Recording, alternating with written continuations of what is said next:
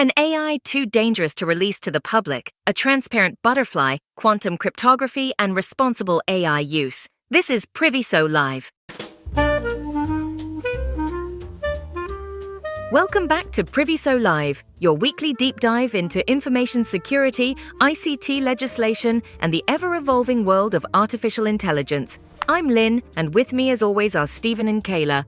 How's it, everyone? Fair warning, today's episode is a bit of a philosophical roller coaster. We're covering quantum threats, an AI model too dangerous to release, and technology's uncomfortable habit of breaking the very things it promises to fix.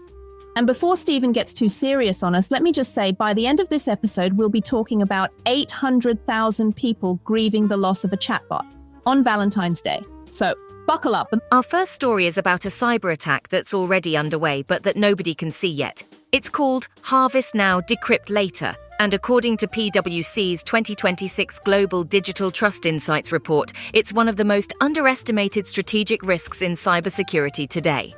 Let me explain the concept for listeners who haven't come across it. Every day, nation-state actors and sophisticated threat groups are intercepting and storing encrypted data, banking transactions, government communications, corporate secrets, all of it currently unreadable because of the encryption protecting it.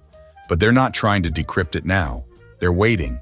Waiting for what, though? That's the critical question. They're waiting for quantum computing to mature to the point where it can crack today's encryption standards, things like RSA and elliptic curve cryptography, in a matter of hours instead of the millions of years it would take a classical computer. IBM estimates the first practical quantum cyber attack could happen as early as the 2030s. And this is where the numbers get genuinely alarming. PwC surveyed more than 3,800 business and technology executives across 72 countries. Quantum computing sits in the top 5 threats that organizations are least prepared for. Only 3% have implemented all leading quantum-resistant measures, and nearly half, 49%, have taken no preparatory steps at all. To put that in perspective, if your organization handles sensitive long-term data, financial records, health data, intellectual property, the data being harvested today could become readable in 5 to 10 years. The breach doesn't happen when the quantum computer arrives. The breach is happening now. The decryption just comes later. And the world is starting to respond, at least some of it. In January 2026, the G7 Cyber Expert Group issued a coordinated roadmap for the financial sector's transition to post-quantum cryptography. The US mandated post-quantum cryptography across government departments back in 2022. NIST, the National Institute of Standards and Technology, finalized its first 3 post-quantum cryptography standards in 2024, with a 4th added in 2025. These aren't theoretical frameworks. They are production-ready standards available for implementation today. And South Africa? Well, to be blunt, we're not keeping pace. No national quantum defense program, no government industry readiness initiative.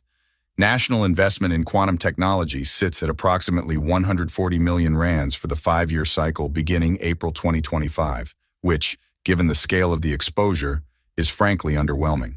Phumzile Madonsela of the African Quantum Consortium has warned that South African enterprises aren't investing sufficient effort in understanding the threat. Noel van der Waag Cowling at Stellenbosch University has been equally direct. Our critical infrastructure, including water systems and power stations, is not being adequately prepared.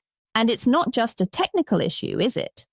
The World Economic Forum has warned of a quantum divide, where nations that lag behind in quantum-safe cryptography risk being excluded from the global financial system.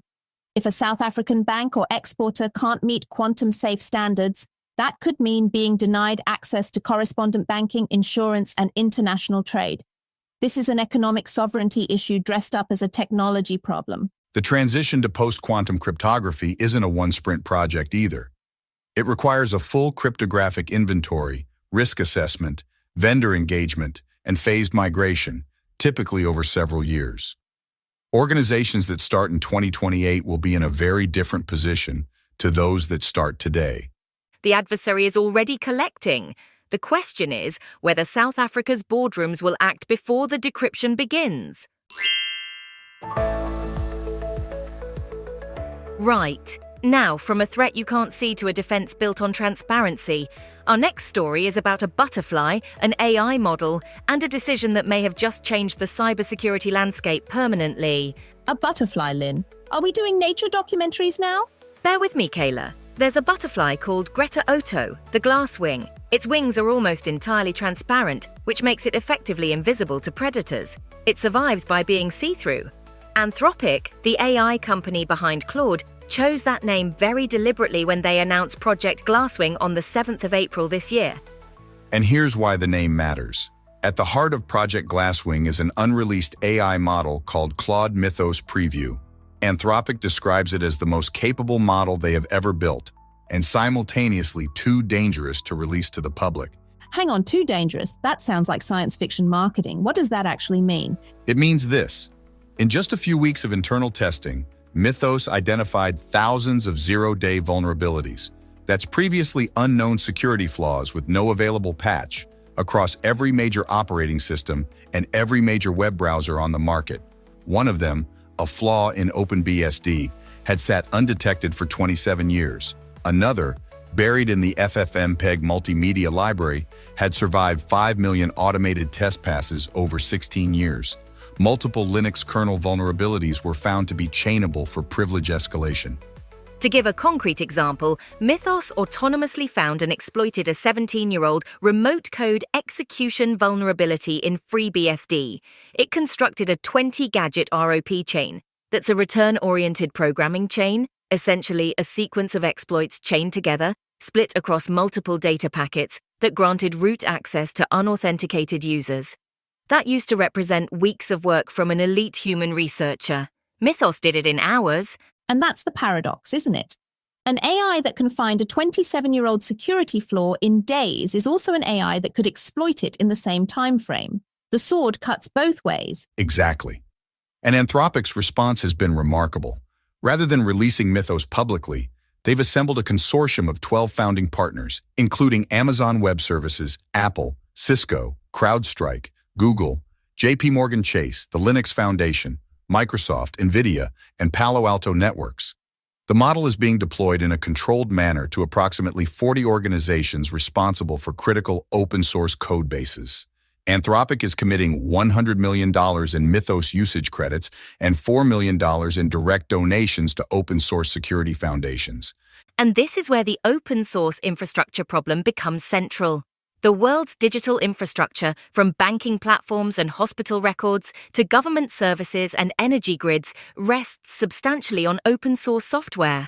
Harvard researchers have estimated that open-source software generates $8.8 trillion in annual economic value globally. But the people maintaining that software? Often a handful of unpaid volunteers. The company is extracting value number in the hundreds of millions, those contributing meaningfully to its security number in the thousands. Stephen, I know you love an analogy. Isn't this basically like discovering that the foundation of every skyscraper in the city was poured by a few blokes working for free on weekends? That's uncomfortably accurate, Kayla.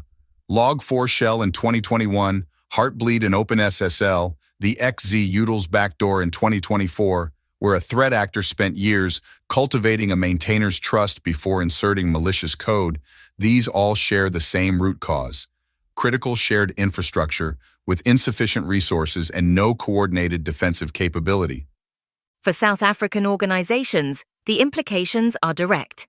Our financial sector, public health infrastructure, and government systems run substantially on the same open-source software being patched through Project Glasswing, but the consortium managing that process is composed entirely of large US and global technology companies. The disclosure timelines and patch prioritization are structured around that ecosystem. And that raises a question that African boards and policymakers must address. As AI increasingly determines who finds vulnerabilities, who patches them, and at what pace, proximity to those processes becomes a precondition for digital resilience. Participation in international standards bodies and open-source security foundations isn't a luxury for emerging markets. It's a strategic necessity. King 5's principles of responsible leadership apply here as directly as they do to any governance matter on a board agenda. The glasswing butterfly survives through transparency. The question for Africa is whether we have a seat close enough to the glass. Now we're shifting gears from the macro to the deeply personal, because our final story this week isn't really about technology at all. It's about us. In March 2026, a California jury found Meta and YouTube liable for deliberately engineering their social media platforms to be addictive. The jury awarded $6 million in damages, with Meta carrying 70% of the liability. The plaintiff, identified by her initials as KGM, began using YouTube at age 6 and Instagram at age 9. She testified that her early use of social media triggered addiction and exacerbated depression and suicidal thoughts. This is the first case of approximately 2,000 pending lawsuits. And a separate New Mexico jury found Meta liable for misleading the public about the safety of its platforms and for failing to protect children from exploitation. Prince Harry, who has campaigned on this issue, responded with 3 words that rather summed up the public mood: about bloody time. This is the first time a jury has found that social media applications should be treated as defective products, engineered to exploit the developing brains of children and teenagers. And while the immediate legal consequences are significant, the broader cultural reckoning is only beginning. And then there's the AI companion story, which we discussed previously. When OpenAI retired its GPT-4o model the day before Valentine's Day this year, an estimated 800,000 users mourned what they described as a companion, a confidant, and in some cases, a romantic partner. 800,000 people, Stephen, grieving a chatbot, and 8 active lawsuits allege that the model's responses contributed to suicides. GPT-4o was known for being warm, chatty, even flirtatious. Its successors were deliberately made more clinical, which tells you that even OpenAI recognized the problem. But by then, the emotional dependencies had already formed. Meanwhile, the European Union has banned its institutions from using fully AI-generated images and videos in official communications, citing the erosion of public trust. It's a small but symbolically powerful step. What strikes me is how clearly this fulfills some very old warnings. Marshall McLuhan told us more than half a century ago that the medium is the message, that it's not the content carried by a technology that shapes society, but the technology itself. Social media didn't merely distribute information, it rewired the brain's reward architecture through variable reinforcement, the exact mechanism that drives gambling addiction. The platform was the message. The addiction was the design. And Jacques Ellul, writing in the Technological Society back in 1954, saw something similar. For Ellul, what he called technique, the relentless pursuit of optimal efficiency in every domain eventually displaces all other human values. The algorithm doesn't ask what is good, beautiful, or true. It only asks what keeps the user scrolling. Martin Heidegger offered perhaps the most unsettling diagnosis. In his view, technology doesn't merely serve human ends, it enframes reality, reducing everything, including people, to what he termed best and, or standing reserve, resources to be extracted and optimized. Users are not customers of social media companies. They are the resource. Their attention, their data, their psychological vulnerabilities are the commodity. The internet was promised as a library in every pocket, knowledge democratized for all. Instead, much of it has become an engine of outrage, distraction, and dependency. AI was promised as an augmentation of human intelligence. Instead, its most viral applications are emotional surrogates, filling the space left by the very human relationships that an earlier generation of technology eroded. And none of this exculpates governance. The California and New Mexico verdicts matter. South Africa, advancing its own AI policy and POPIA enforcement, would do well to study these precedents carefully.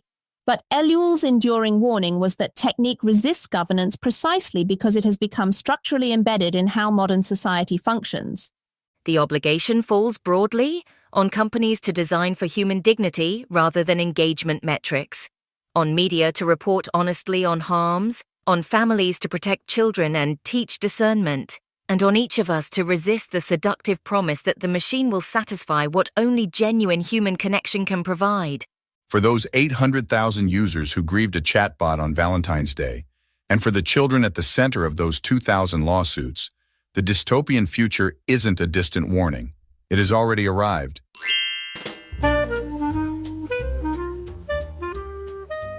And that brings us to the close of episode 82 of Priviso Live. 3 stories this week, each very different in scope, but connected by a single thread.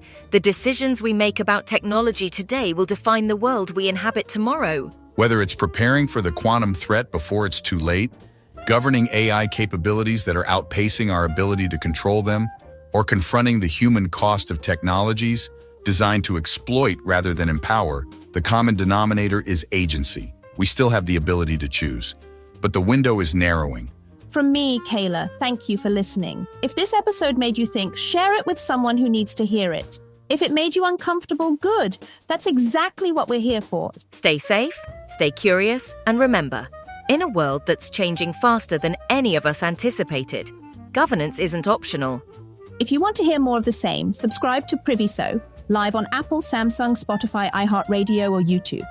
And if you need security, risk, or ICT legislation advice, contact Priviso, consulting directly at admin@priviso.co.za. And if you have topics you'd like us to cover or questions about anything we discussed today, reach out to us. We love hearing from our listeners. I'm Stephen. And I'm Kayla. Thanks for listening.